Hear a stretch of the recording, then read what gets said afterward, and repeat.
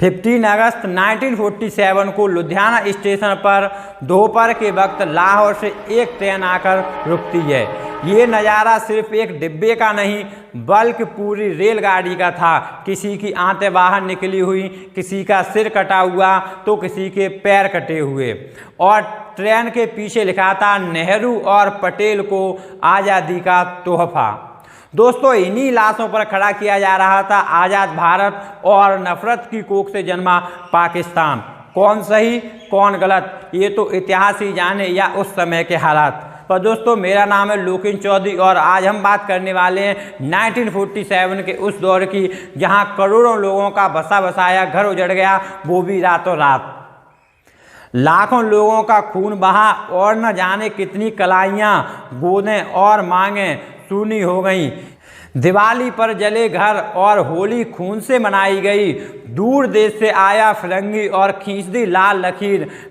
मिलते थे जहां कंधों से कंधे, चमक उठी शमशीर। भारत का विभाजन कैसे हुआ, लोगों के इसके अलग अलग मत हैं।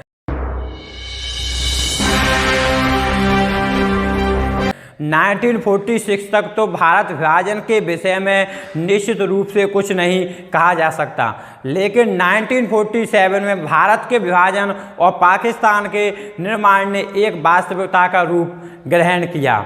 मौलाना आज़ ने 1959 में प्रकाशित अपनी पुस्तक इंडिया विंस फ्रीडम में यह विचार व्यक्त किया है कि भारत का विभाजन अनिवार्य नहीं था और जवाहरलाल नेहरू तथा पटेल जैसे नेताओं ने अपनी इच्छा से ही विभाजन के भाग को अपनाया, क्योंकि महात्मा गांधी तो अंतिम दिनों तक इसके विरुद्ध थे। उन्होंने बंटवारे के कुछ दिन पूर्व ही बयान दिया था कि भारत का विभाजन मेरे सब पर होगा। जब तक मैं जिंदा हूं भारत के दो टुकड़े नहीं होने दूंगा और मैं कांग्रेस को भी भारत का बंटवारा स्वीकार नहीं करने दूंगा। दुर्भाग्यवश नेहरू और पटेल ने माउंटबेटन के प्रभाव में आकर आज़ादी विभाजन संबंधी योजनाओं को स्वीकार कर लिया और फिर उन्होंने गांधी तथा कांग्रेस दल को विभाजन के पक्ष में कर लिया। इसके विपरीत कुछ अन्य व्यक्तियों का मानना है कि जुलाई 1946 से 1947 के बीच ऐसी घटनाएं घटित हुई जिनके परिणाम स्वरूप भारत का विभाजन संभव हो पाया और उस समय पटेल और नेहरू के समक्ष भारत के विभाजन को स्वीकार करने के अलावा कोई अन्य विकल्प नहीं था। संभवतः द्वितीय विचार सत्य के ज़्यादा प्रतीत होता है। यह ठीक है कि सर्वप्रथम नेहरू और पटेल ने ही विभाजन की योजना को स्वीकार किया, लेकिन नेहरू और पटेल भी भारत के अन्य राष्ट्रीय नेताओं की भांति अखंड भारत के प्रबल समर्थक थे। इसके अतिरिक्त वे दूसरे व्यक्तियों की तुलना में देश की संपूर्ण स्थिति से अच्छी तरह परिचित थे। पटेल तथा नेहरू ने माउंटबेटन की योजना को इसलिए स्वीकार किया क्योंकि मुस्लिम लीग ने सारे भारत में सांप्रदायिक दंगे भड़का दिए थे, जिससे हजारों लोग मर रहे थे। मुस्लिम लीग विभाजित भारत के अतिरिक्त अन्य किसी बात पर समझौता करने के लिए तैयार नहीं थी। ऐसी स्थिति में नेहरू और पटेल के सामने विभाजन को स्वीकार करने के अलावा अन्य कोई विकल्प नहीं था। नेहरू तथा पटेल बंटवारे के दुष्परिणामों से भली भांति परिचित थे। वे हृदय से बंटवारे के पक्ष में नहीं थे, परंतु यह निर्णय ऐसी स्थिति में लिया गया निर्णय था जबकि भारतीय समस्या के हल का अन्य कोई विकल्प ही नहीं निकल रहा था।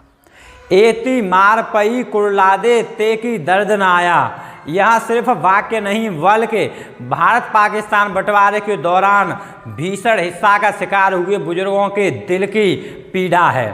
बंटवारे के दौरान पाकिस्तान में हमारे लोगों पर जो जुल्म और सितम किए गए उसे शब्दों में बयां नहीं किया जा सकता है। उस दौर में तो यह विश्व की सबसे बड़ी मानव त्रासदी थी। बंटवारे के दौरान भीषण लाइन खींचने के बाद पाकिस्तान वाले हिस्से में ऐलान कर दिया गया कि या तो कलमा पढ़ो या फिर पाकिस्तान वाला हिस्सा छोड़कर निकल जाओ। जब लोगों ने पाकिस्तान से निकलना चाहा तो वहां कत्ले आम शुरू कर दिया गया। हिंदुओं को ढूंढकर मारा जाने लगा, हिंदुओं को काटकर ट्रेनों में भरकर भारत भेजा जाने लगा। बहू बेटियों की आबरू लूटी जाने लगी। अपनी आबरू बचाने के लिए कई वीर बच्चियों और महिलाओं ने कुएं में कूदकर अपनी जान दे दी और कुछ महिलाओं ने अपने आप को आग के हवाले कर लिया।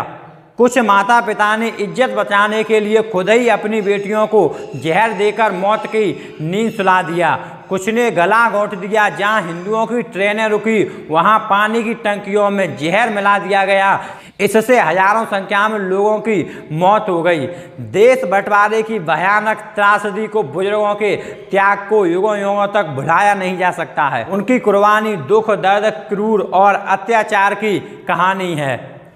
आज भी जहन में ताज़ा है। उस दौर में इतनी बड़ी संख्या में लोग मरे थे कि कई को अंतिम संस्कार तक नसीब नहीं हुआ था। लाशों को गिद्ध नोचकर खा गए। अन्य बच्चों की भालों की नोक पर टांग कर हत्या कर दी गई। यदि हमारे पूर्वज खुदगर्ज होते तो कलमा पढ़ लेते, लेकिन उन्होंने तो हिंदू धर्म और हिंदुस्तान के लिए अपनी कुर्बानी दे दी थी, प्राण न्यौछावर कर दिए थे, लेकिन कलमा नहीं पड़ा। इसी को लेकर लगभग 12 लाख लोगों की निर्मम हत्या कर दी गई।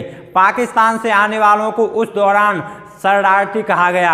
हरियाणा के कुरुक्षेत्र में सबसे बड़ा शरणार्थी कैंप लगाया